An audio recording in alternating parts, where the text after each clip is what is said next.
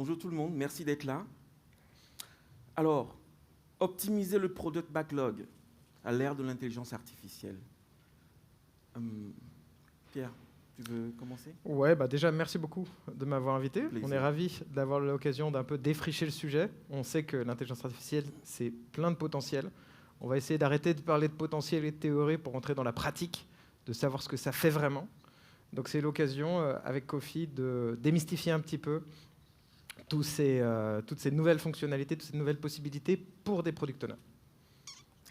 Alors, l'agilité, c'est la capacité d'une organisation à créer de la valeur, à satisfaire son client, tout en favorisant la collaboration. Et ce qui nous intéresse ici aujourd'hui, c'est en s'adaptant au changement. Le monde change à une vitesse vertigineuse. L'IA est une réalité aujourd'hui. On ne peut pas s'en passer. Il faut qu'on fasse avec. Alors, parmi vous, qui utilise l'IA pour gérer son backlog? Je présume que vous êtes tous des agilistes ici dans la salle. Qui utilise l'IA pour gérer son backlog d'une certaine manière? Ah, on voit quand même qu'il y a des gens qui savent ce que c'est qu'être un product owner, c'est bien. Et ne serait-ce que pour écrire les user stories, pour capter les exigences, par exemple. On voit qu'il y avait une personne là-bas. Alors, un petit secret, si à partir de demain matin, vous écrivez les exigences avec l'IA, vous explosez votre production, en tout cas votre capacité de production. Alors, personnellement, j'utilise l'IA, je l'utilise tout le temps, on va vous montrer tout à l'heure sous quels angles on utilise l'IA, mais en tout cas, j'essaye de m'affranchir des tâches répétitives et j'essaye d'aller chercher l'essence pure de ce que je fais, de mes productions. Pour être concret, on va essayer de rentrer le plus possible dans le concret aujourd'hui. On va parler donc de ce que c'est qu'un backlog, de ce que c'est que l'intelligence artificielle pour bien définir les choses. Et ensuite, on va s'attaquer à la création de notre backlog, comment est-ce qu'on va pouvoir gagner de la productivité, éviter du répétitif sur ces enjeux. Ensuite, comment est-ce qu'on fait notre gestion de ce backlog au quotidien. Et enfin, comment est-ce qu'on fait la livraison, comment est-ce qu'on fait les rétroactions, qui sont des étapes clés de nos cycles d'agilité. Petit rappel, on ne va pas rentrer très fortement dans la technique, mais juste qu'est-ce que c'est que ces modèles génératifs et qu'est-ce que c'est que des outils d'IA. Des outils d'IA, il y en a plusieurs branches. Là, vous avez une petite arborescence. L'objectif est de bien comprendre que l'IA, c'est un mot valise maintenant qui regroupe plein de spécialités, de surspécialités. Donc on n'a pas tout à fait les mêmes outils quand on parle de reconnaissance ou de génération d'images, quand on parle de modèles de langage ou quand on parle de machine learning. On va essayer de un tout petit peu définir quelques concepts pour après voir comment est-ce qu'ils vont fonctionner dans le quotidien d'un agiliste, d'un product owner notamment, en commençant par l'apprentissage automatique ou le machine learning en anglais. Cette branche-là, elle vise à profiter de la quantité gigantesque de données que tout le monde produit aujourd'hui sur Internet. On a de plus en plus de grandes données et on va pouvoir donner ces informations à des machines, des informations qui sont souvent normalisées, c'est-à-dire qu'on a une source et on a une question et une réponse. On va donner tout ça à une machine qui va ingérer, et après, quand on va lui reposer la question, elle va pouvoir déduire la réponse. C'est ça le grand concept de notre apprentissage automatique. Maintenant, en termes d'outils concrets, qu'est-ce qu'on a, Kofi? Alors, je vais vous parler de 3 modèles qui se battent aujourd'hui en duel. Enfin, il n'existe pas que ces 3, mais ce sont ces 3 qui sont au top de la hiérarchie. Les GPT, vous connaissez tous ChatGPT. ChatGPT, c'est l'architecte du langage. C'est un modèle qu'on a entraîné avec une quantité colossale de données, de textes. Il sait faire de la rédaction, faire des résumés et autres, vous connaissez bien. Il génère du texte avec une précision tellement étonnante. Et puis, aujourd'hui, en fait, je pense que c'est le modèle qui a donné le gros changement qu'on observe sur le marché aujourd'hui. Mais ce n'est pas le seul. On a les GAN. Les GAN, alors, je crois que qui est-ce qui connaît Midjourney ici? Ah, quand même. Flux, connaissez Flux? Alors Flux est un modèle qui est l'équivalent de Midjourney, qui est entièrement gratuit, qui vient de sortir en fait, il y a un mois, qu'on peut déployer sur son propre poste et l'utiliser à la maison gratuitement. Donc les GAN ce sont les artistes du numérique, capables de créer des images comme celles que vous avez sur l'écran, effectivement.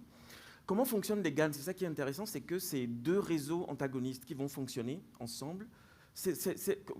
Le premier réseau va être le générateur, le deuxième va être le discriminateur. Le générateur va proposer une image, un contenu, le discriminateur va le corriger, et les deux vont travailler de manière antagoniste à raison de plusieurs millions d'itérations à la seconde, ce qui consomme beaucoup de serveurs, de ressources serveurs, effectivement. Mais en tout cas, c'est ce qui permet d'avoir les images sur Midjourney ou Flux aujourd'hui. Les GAN, ce qu'ils sont d'intéressant, c'est que ça permet de détecter les anomalies dans les imageries médicales, notamment pour détecter des cancers au Children's National Hospital de Washington. C'est une réalité aujourd'hui. Les GAN permettent de détecter des cancers précoces que l'être humain ne pourrait pas détecter au final. Ensuite, les VAE. Les VAE, ce sont les détectives de données utilisés par les banques pour détecter des fraudes, par exemple.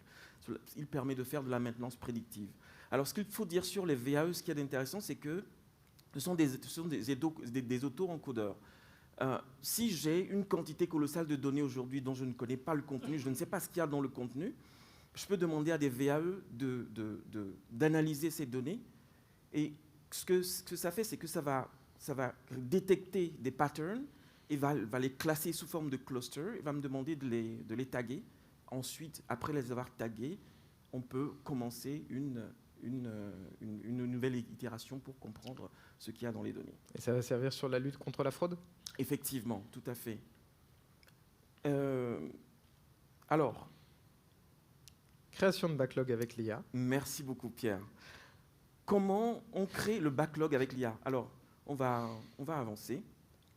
L'IA nous permet aujourd'hui de faire de la prise de décision, de l'automatisation, de la personnalisation. On va aller plus loin avec ça pour faire de l'analyse prédictive. Avant de passer à l'analyse prédictive, mais fixons un peu les bases. Qu'est-ce que c'est qu'un backlog? Le backlog, c'est le pivot de l'équipe. Dans un backlog, on a toutes les tâches qui sont liées au produit et que vont faire l'équipe pour réaliser, que ce soit un produit ou un service. Dans un backlog, les tâches sont priorisées. Un backlog est dynamique, c'est-à-dire qu'on peut venir retirer des tâches ou en ajouter en fonction de l'évolution du produit ou bien même du marché. La priorisation est faite par la valeur et aussi par l'effort. Et puis, le backlog doit être entièrement transparent. C'est juste une petite base rapidement sur laquelle on va placer les choses tout à l'heure. Alors, vous voyez que le backlog, c'est une forme de to-do list. Ça dépend un petit peu du produit qu'on veut construire. Si on veut construire une fusée, ça va être une très très grosse to-do list. Mais l'important, quand on fait ça, c'est de choisir les bons sujets et de savoir les sujets qui vont avoir de l'impact. Comment est-ce que des outils d'intelligence artificielle vont nous aider dans le quotidien pour choisir les sujets qui vont avoir de l'impact pour un produit? Là, on va se servir de nos outils d'intelligence artificielle. Alors, on ne va pas lister d'outils ici, vous aurez la possibilité de regarder, on va vous donner des liens vers de la documentation si vous voulez en savoir plus. Mais vous pouvez déjà utiliser des outils qui vont être capables d'ingérer de grosses quantités de documents, de lire tout et d'en déduire les choses qu'il faut rajouter à son produit. Petit exemple, si vous prenez la grosse base de SAV de grands logiciels, comme par exemple SAP ou l'exemple qu'on a mis ici, Facebook, vous allez avoir plein d'informations. Toutes ces informations, elles vont être lues par notre machine, et la machine va en déduire « Ah, là, il y a un besoin de rajouter quelque chose qui a été mentionné par les utilisateurs. » Elle est même capable de compter. Ça a été demandé 10 fois, 1000 fois. Donc ça va nous aider. Ça nous permet de faire beaucoup plus vite un travail qui peut être fastidieux, d'aller lire dans ces données qui sont non normalisées pour créer son backlog. Donc on fait la même chose qu'avec l'humain, mais cette fois-ci automatisé.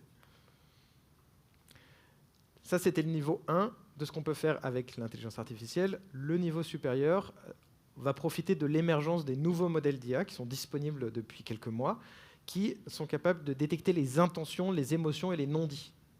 Donc au-delà de trouver quelque chose qui est pertinent pour des utilisateurs, je vais pouvoir détecter l'intention. Est-ce que, par exemple, sur mes tickets de support, j'ai eu une fonctionnalité manquante qui a créé de la crispation, de la frustration? Dans ces cas-là, c'est peut-être très urgent que je la rajoute dans ma liste de produits, parce que là, je vais aller retirer de la frustration ou au contraire créer de la joie.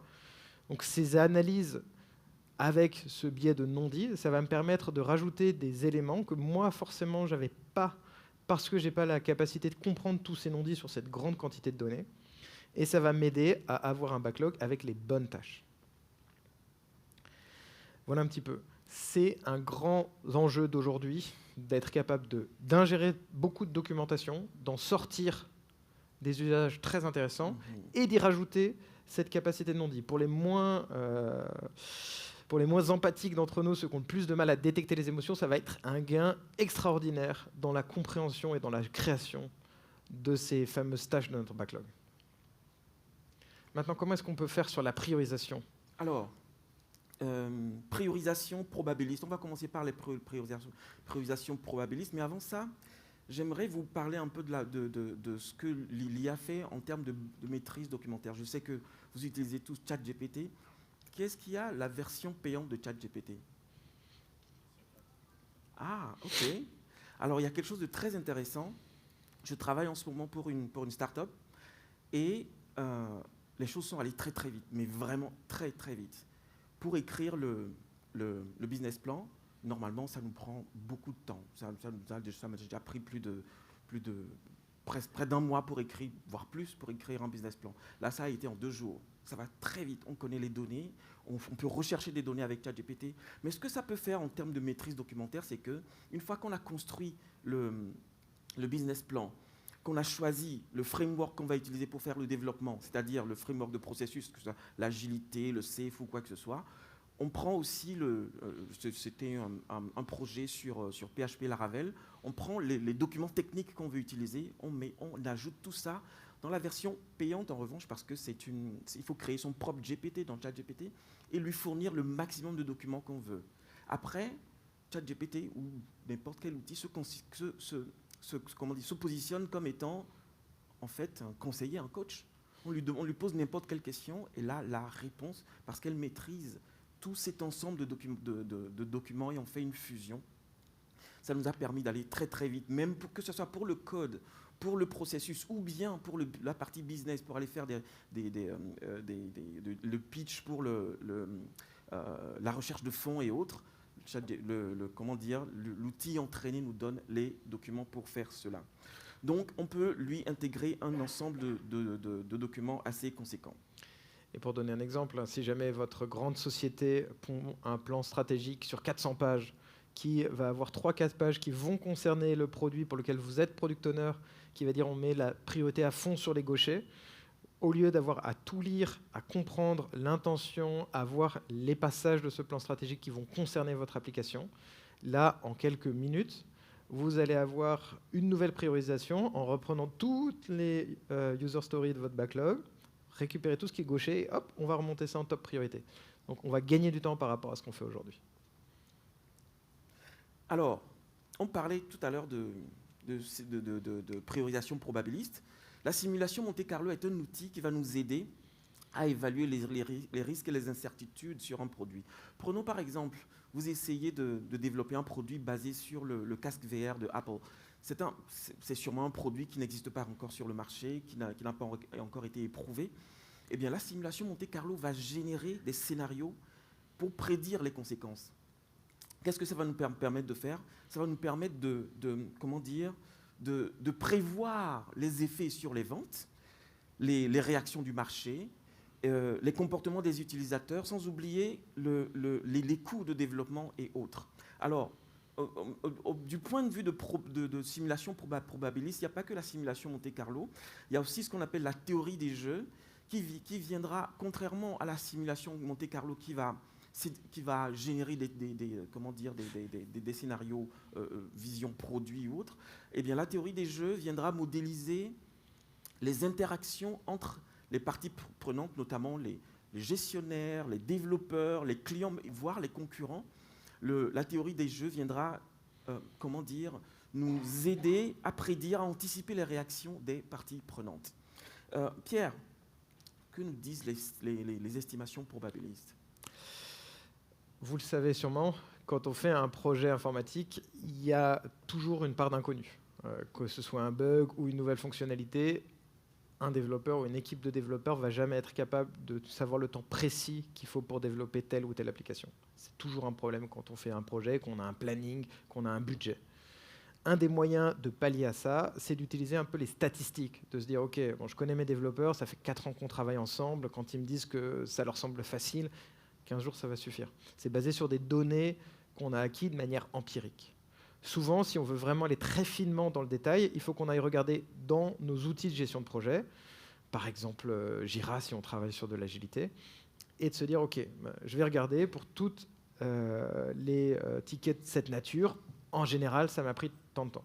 Là où le bas blesse, c'est que souvent, quand on veut faire ces analyses, d'abord, il faut que le projet ait commencé depuis un certain temps, et c'est ensuite que les données sont très souvent mal remplies, parce que c'est fastidieux à remplir, parce que sur le moment, on pense que c'est évident et qu'on oublie qu'on en aura besoin dans le futur, parce que les enjeux du projet évoluent et que le produit il a changé, donc quelque chose qui avait l'air complètement accessoire il y a un an, il devient très très important aujourd'hui. Donc on a besoin de données de qualité pour faire notre probabilité, et on n'en a pas. Et l'IA va nous aider sur ça. Ça va nous aider en ayant des outils intelligents qui vont être capables, intelligent c'est un grand mot, hein, des outils qui vont être capables de lire des formulaires de tickets et qui vont être capables de le pré-remplir, de remplir toute une partie des champs qui sont souvent mal ou pas du tout remplis par les équipes projet. Donc le temps de développement, l'heure de début, l'heure de fin, des catégories, d'être capable aussi d'extraire du texte, du contexte, les dépendances, on va en reparler, et aussi des grands critères qui vont nous permettre de faire des choix et de piloter plus tard. Donc là, on gagne beaucoup de temps. On va, grâce à ces bonnes données, on a des bonnes données, on va avoir des bons calculs de vélocité, c'est la vitesse de développement de nos équipes. Donc on va être capable de faire ça, et en plus, on va être capable d'y rajouter des modèles d'intelligence artificielle qui vont récupérer ces données, de la même manière que ce qu'on avait fait pour la création de backlog, les interpréter, les calculer, et en déduire des comportements. Donc si on a donné des milliers de tickets développement avec des temps de développement, eh ben, on va donner un autre ticket sans temps de développement, et notre modèle va être capable de calculer, de proposer des hypothèses de temps de développement. Alors, ça restera imparfait. On peut l'utiliser aujourd'hui. Il y a déjà des plugins qui sont connectés sur Jira. Alors, j'ai dit que je ne parlerai pas trop d'outils, je vais essayer de ne pas le faire trop. Mais vous allez voir avoir des propositions de temps de développement que vous allez pouvoir ajuster. Et la force de ces modèles qui sont auto-apprenants, c'est que plus vous allez avoir des données de qualité, plus les résultats qui vous seront proposés seront pertinents. On peut y rajouter la partie prévision-anticipation qui va aller un petit peu dans le même sens que ce que Kofi vous disait sur, par exemple, la théorie des jeux. C'est-à-dire on va y rajouter les incertitudes, les risques qu'on a dans nos projets pour faire différents scénarios, en se disant, si jamais il y a de la neige à Noël et que toute mon équipe veut partir faire du ski, est-ce que ça va avoir un impact? C'est une hypothèse.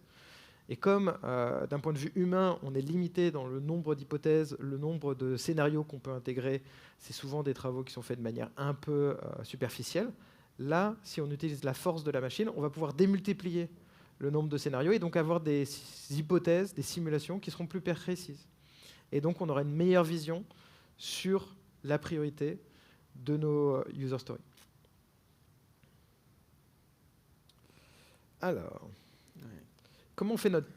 On a vu la création, comment on fait notre gestion aujourd'hui? Alors, passons à la gestion du backlog à travers l'IA.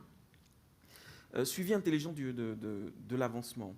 Alors, on est capable aujourd'hui de faire de la détection d'anomalies et des alertes en faisant quoi? En mettant en place de la surveillance des indicateurs de performance. Alors, à savoir qu'il y a un outil comme Power BI, qui est aujourd'hui dopé à l'IA, si vous avez les versions les plus récentes. Et un tel outil peut aller chercher des données à n'importe quelle provenance de l'entreprise et les mettre ensemble pour nous donner des informations très intéressantes. On peut identifier donc et résoudre les problèmes avant même qu'elles ne surviennent. Supposons, prenons l'exemple d'une équipe de développement par exemple qui travaille sur des infrastructures. Vous savez que quand des pannes arrivent sur des serveurs, ça n'arrive pas d'un coup comme ça, c'est pas tout de suite tout plante d'un coup. Il y a un certain degré de progression. Alors, il y a des choses qu'on ne peut pas détecter, c'est-à-dire qu'il peut y avoir de la montée de charge qui soit normale, qui soit acceptable, mais s'il y a de la montée de charge qui n'est pas normale, l'IA saura que, tiens, vous êtes à 5% de montée de charge, mais l'IA saura que ce n'est pas du 5% classique qui va redescendre plus tard. Donc, il peut vous prévenir pour faire de la correction rapide et résoudre ce genre de problème.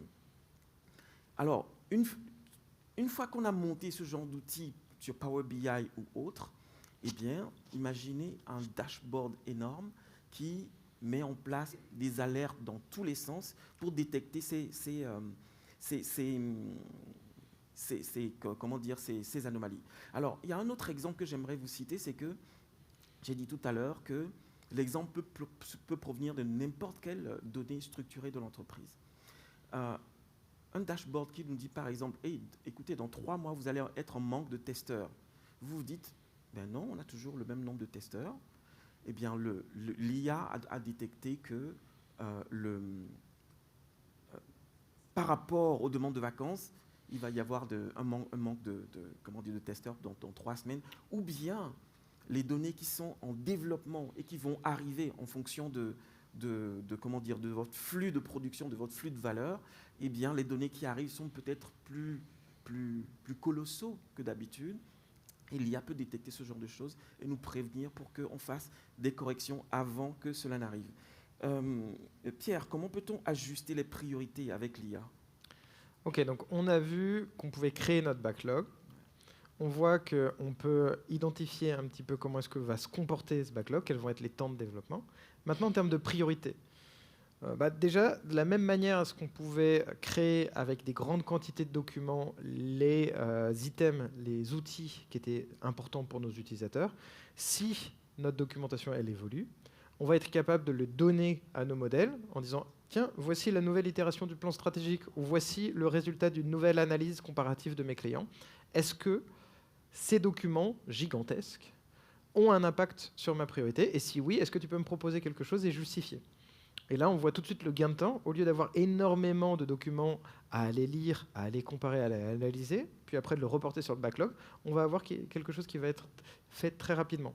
Et comme le disait Kofi, sur les modèles qui sont souvent payants, sur lesquels on peut ingérer de la documentation et la garder en mémoire, donc des modèles qu'on appelle des modèles entraînés parce qu'on leur a envoyé déjà plein de documentation qu'ils n'ont pas oublié, eh ben, on peut leur demander, compare par rapport à ce que tu sais déjà et dis-moi si jamais il y a des évolutions. Donc ça marche très bien sur de l'optimisation. Et ça marche aussi sur, est-ce que tu peux me proposer un impact de ce que je vais déployer ? Parce que si je veux rajouter l'impact, par exemple l'impact pour les utilisateurs ou l'impact sur mon marché, et que je dis parmi mes 20 ou 25 grandes priorités, quelles sont les fonctionnalités qui vont avoir le plus d'impact sur mon marché ? Par exemple en termes de revenus. Et ben, là, pareil, je vais pouvoir aller demander à la machine de me refaire une priorisation qui va être capable de rajouter de l'impact. Et on peut imaginer croiser sur ce qu'on vous a déjà dit, c'est-à-dire rajouter l'impact en plus sur les études avec les hypothèses. Vu qu'on a moins de limitations humaines et qu'on a ingéré plus de choses sur nos outils, on va pouvoir plus facilement sortir différents scénarios avec des impacts, ou plutôt différents impacts en fonction de différents scénarios, des évolutions de marché, est-ce qu'il fera beau, est-ce qu'il fera pas beau, est-ce que les consommateurs vont consommer, est-ce que les taux d'intérêt vont monter, vont baisser, tout ça, on va pouvoir le rajouter dans notre priorisation de notre projet qui peut durer 4 mois, 1 an, des priorités qui étaient très claires et bien définies au début du projet et qui doivent bouger. On peut même imaginer que si on connecte ces documents automatiquement, on va dynamiquement avoir des priorités qui s'ajustent. Voilà un petit peu sur nos priorités. Maintenant, il y a un grand aspect qui est souvent un point de crispation, c'est les dépendances. C'est-à-dire qu'on ne peut pas toujours développer tout ce qu'on veut sur notre produit. On a souvent des liens avec des dépendances techniques ou pas. Comment on fait dans ce cas-là? Alors, pour la gestion des dépendances, c'est un game changer. Alors, l'IA nous aide aujourd'hui à identifier les dépendances. C'est un fait. Et ce que ça apporte, alors, vous faites sûrement du safe ici. Il y en a sûrement qui font du safe. Pour safe, en ce qui concerne le PI planning, la planification trimestrielle, on a 2 jours pendant lesquels on fait que de la planification. Vous vous rendez compte que cette planification, la partie la plus importante, la plus chronophage, je dirais, c'est lorsque c'est ce marché au risque et aux dépendances, lorsque les équipes, dans une grande salle comme celle-ci, il va y avoir des centaines de personnes qui vont aller, les Scrum Masters, les équipes vont aller se voir les uns les autres pour dire tiens, je travaille sur tel sujet et je suis en dépendance avec toi. Donc cette partie, elle prend beaucoup de temps et il faut savoir qu'elle demande aussi beaucoup de temps de gestion après parce que pendant le trimestre, on va se voir plusieurs fois par semaine pour gérer sa dépendance, pour voir si on est ajusté pour faire en sorte que les dépendances soient bien cadencées. Eh bien, ce qui se passe avec l'IA, c'est que l'IA, comme je le disais tout à l'heure, on peut fournir des documents de développement. L'IA est déjà connectée à notre backlog, peut savoir que telle équipe est connectée à telle équipe directement avec la dépendance. On n'a plus à perdre du temps pour faire ce genre d'exercice. D'ailleurs, c'est ce que vous voyez sur l'écran. Il y a des outils aujourd'hui qui permettent de tracer directement la dépendance. Mais ça fait beaucoup mieux que ça. Alors, imaginez que on est dans une banque et puis une équipe est en train de travailler sur l'API qui permet de faire le paiement.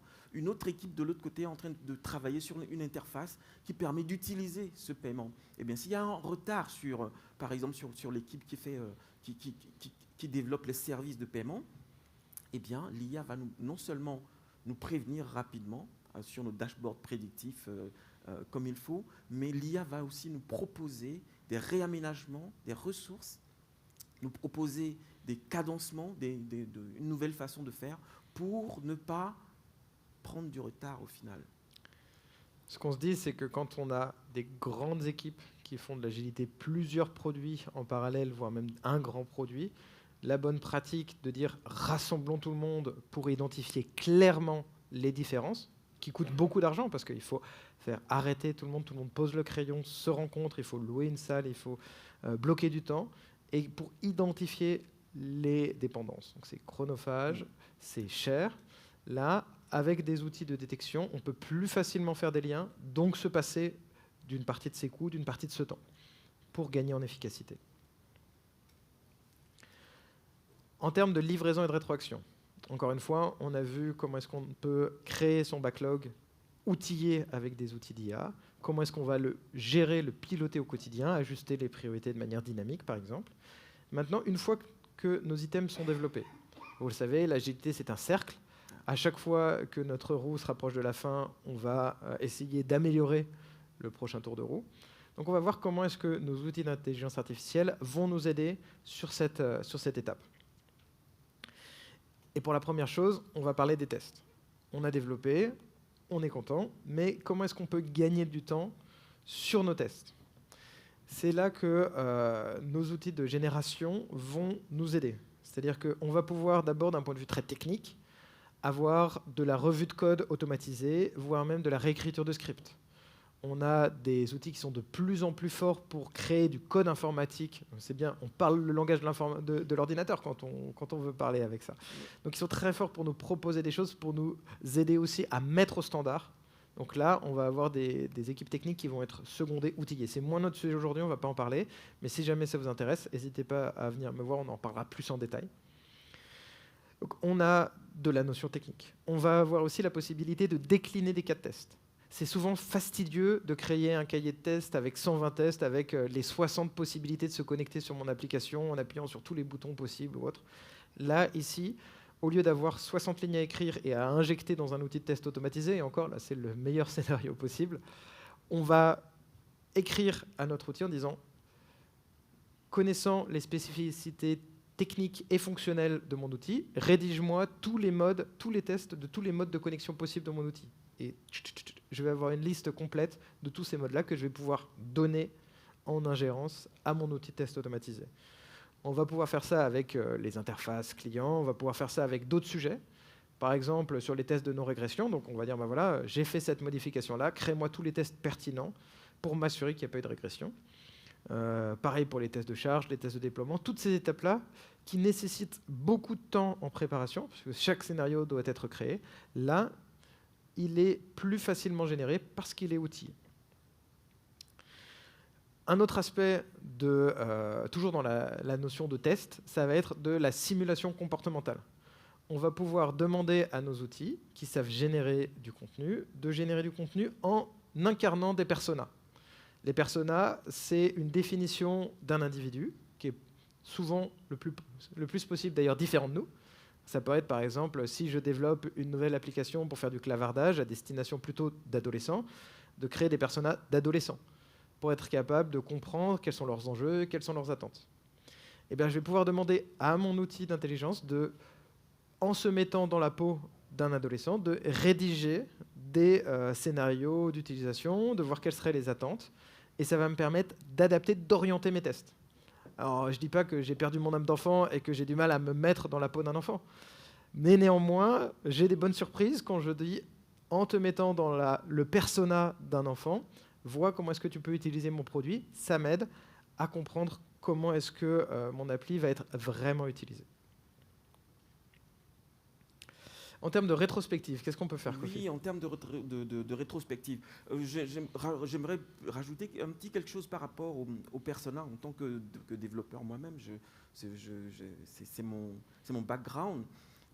Qu'est-ce qu'on faisait avec les personas ? On se disait, tiens, que ferait tel persona ? On va prendre le persona de, je sais pas moi, donne-moi un nom de Alice ? Alice, par exemple, merci. C'est joli, Alice. Que ferait Alice dans tel cas ? Je suis en train de développer une interface pour une banque et l'interface, je voudrais le faire tester par Alice. Alice qui est étudiante à l'Université de Québec, qui a tel ou machin bidule. Et en fait, aujourd'hui, au lieu de me poser la question, que ferait Alice dans ce cas ? Je peux demander à Alice dans un écran qui est quasiment vivant, enfin, qui est représenté par un outil IA qui est entraîné pour rentrer encore le plus profondément possible dans la peau du personnage d'Alice et lui poser la question, Alice, comment ferais-tu dans ce cas ? Je trouve ça vraiment impressionnant. Moi, ça me fascine. Alors, on parle de rétroaction. L'animation de rétrospective, on a toujours la sempiternelle start, top and continue. C'est-à-dire qu'à la fin de notre sprint, alors, je croyais que c'était la fin. À la fin de notre sprint, on demande à l'équipe d'aller faire une rétrospective. La rétrospective, elle est très importante parce qu'elle nous permet d'améliorer notre façon de faire. On n'a pas le cadre qu'on utilise pour faire notre développement n'est pas très costaud. Donc, c'est vraiment très important d'améliorer notre système, notre façon de faire. Mais le problème qu'on rencontre la plupart du temps, c'est que, des fois, les équipes ne sont pas libres non plus de parler parce que des fois, il y a de la hiérarchie dans les équipes. Des fois, ils sont fatigués, ils se demandent à quoi ça sert cette rétro. Et puis, en fonction aussi de comment l'animateur, le facilitateur de la rétro fait la rétro, peut-être que ça ne fonctionne pas. Alors, l'IA peut nous aider aujourd'hui en allant chercher de l'historique des précédents sprints. L'IA connaît les skills des développeurs, l'IA connaît ce qu'on avait déjà livré, l'IA voit nos interactions à travers Teams, ce qu'on communique. L'IA voit nos interactions à travers nos emails, puisque Copilot est directement attaché maintenant. C'est une réalité, ce n'est même plus une projection.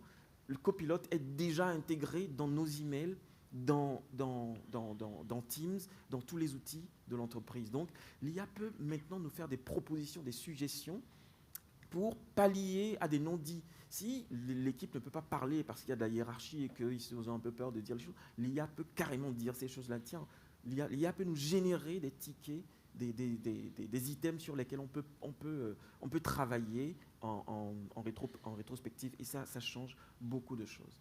Ouais, et il ne s'agit pas de demander à une intelligence artificielle de remplacer le dialogue qu'on a en disant bah voilà, qu'est-ce que vous auriez amélioré lors de ce sprint pour le sprint précédent. Non, mais déjà, si vous avez déjà animé une rétrospective, vous avez vu que souvent, il y a un problème de la page blanche. C'est-à-dire qu'on dit bah, qu'est-ce qu'il faudrait améliorer, tout le monde dit bah, c'était parfait. Et il faut vraiment un animateur un peu doué pour être capable d'aller soulever un peu le capot, décomplexer les équipes pour avoir des éléments sur lesquels on peut vraiment travailler pour s'améliorer. D'avoir déjà une base en disant regardez ce que nous propose l'outil qu'on a fait tourner, il a déjà des suggestions, ça permet de débloquer un petit peu la parole. Et ça permet effectivement d'éviter aussi à chaque fois qu'on dit quelque chose que tout le monde dise ah bah non, tout était bien pour moi, 5 sur 5, je lève les 5 doigts, ce qui est gentil et fait plaisir, mais qui n'est pas toujours très constructif. Donc ça permet de manière un peu moins complexée de donner des résultats un peu plus parlants en disant bah voilà, là l'outil dit qu'on était à 2 sur 5, est-ce que vous êtes d'accord ? Donc voilà, on peut travailler de manière un peu plus pragmatique et un peu plus efficace.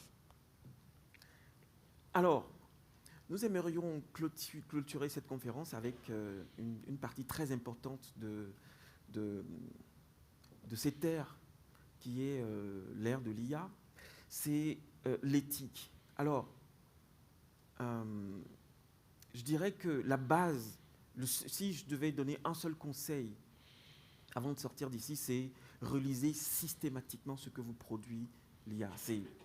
C'est primordial, il faut absolument le lire. Pourquoi ? À cause de tout ce qu'on vient vous expliquer, tout ce qu'on a expliqué au début, c'est que c'est une IA, c'est pas un humain, il ne réfléchit pas, il fait juste des statistiques et nous proposer le résultat de ces stats. Alors, une petite histoire, c'est un comptable qui reçoit le coup de fil de son boss, il a reconnu la voix de son boss, qui lui demande, écoute, le boss dit au comptable, le comptable s'appelle Pierre, il lui dit, écoute, je suis en réunion, je suis très pressé, mais fais le virement, je viens de t'envoyer un email, fais le virement de 26 millions, quelque chose comme ça. Pierre a entendu que c'était, il a bien entendu la voix de son boss, mais il a trouvé la démarche un peu intrigante. Il s'est levé, il est allé voir son gestionnaire direct, lui dit, mais pourquoi le boss me demande de virer ? C'est pas le canal classique. Et ils ont fait une enquête, ils ont vu que c'est pas son boss qui l'a appelé, c'est du deepfake, c'est une voix. C'est une réalité aujourd'hui. Ça se fait par la voix, mais pas seulement par la voix. Ça peut se faire à travers une vidéo. On peut voir la vidéo de quelqu'un qui n'est pas vraiment la personne. C'est bien que tu racontes la version de l'histoire avec mon nom où le gars se fait pas avoir. Dans nos répétitions, hein, c'était celui qui se faisait berner. Donc ça fait plaisir. Désolé.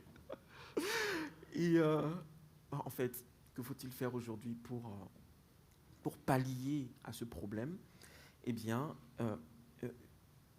déjà, ce qu'il faut comprendre, c'est que l'IA, il y a des biais qui sont liés aux données avec lesquelles on entraîne l'IA. On parlait tout à l'heure du Children's Hospital, le National Hospital de Washington, qui détecte les cancers des enfants, des cancers précoces.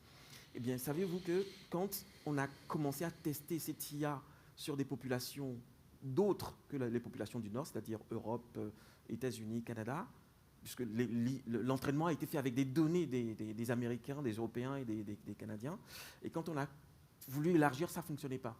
Donc il a fallu réentraîner cette IA avec des données venant d'autres populations pour que ça devienne beaucoup plus accurate. Donc il y a des biais, et ces biais, il faut les corriger. Il y a des hallucinations. On sait que c'est pour ça qu'il faut systématiquement relire ce que produit l'IA. Il y a alors je vais dire un mot, il y a des mensonges, mais ce n'est pas des mensonges parce que l'IA n'est pas un être humain. L'IA n'a pas une cognition humaine, donc ne peut pas mentir.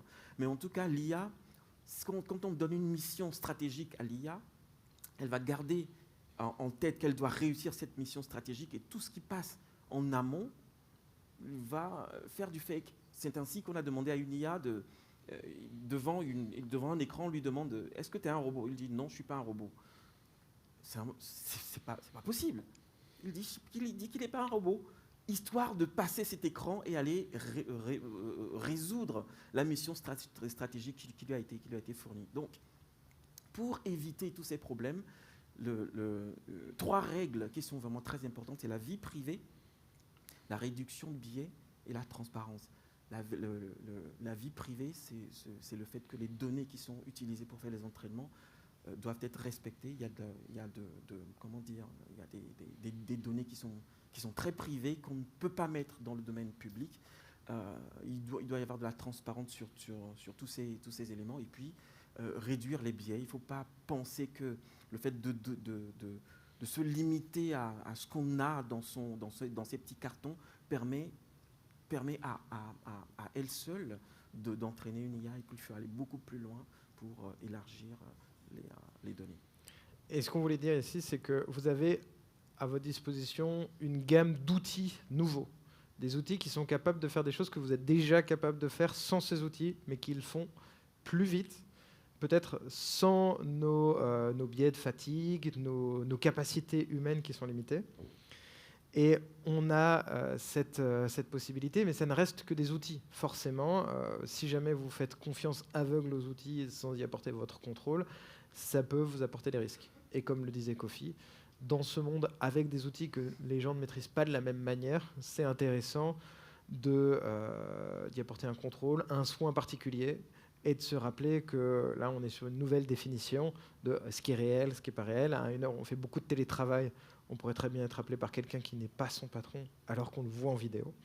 Donc ce sont des enjeux qu'il faut bien garder en tête. Merci beaucoup. Si jamais vous voulez aller plus loin, vous pouvez avoir ici un accès à plus de documentation, des outils. Surtout, n'hésitez pas à aller nous parler après si vous voulez plus de précision sur les outils qui traitent de ces problématiques, ou comment est-ce que vos product owners, ou vous-même, si vous êtes product owner, vous pouvez aller sur ces éléments. Et n'oubliez pas, dès demain matin, écrivez vos user stories, vos exigences. Avec l'IA, ça vous change la vie. C'est extraordinaire. Ne serait-ce que quand vous avez une idée, que vous dites « écris-le-moi avec une formalité en tant que je souhaite que pour obtenir un résultat », c'est quelque chose qui est souvent un peu fastidieux. Et ben ça va le faire très vite et très bien. Si vous devez juste retenir ça, ça va vous faire gagner beaucoup de temps. Merci beaucoup. Merci. Bon agile tour.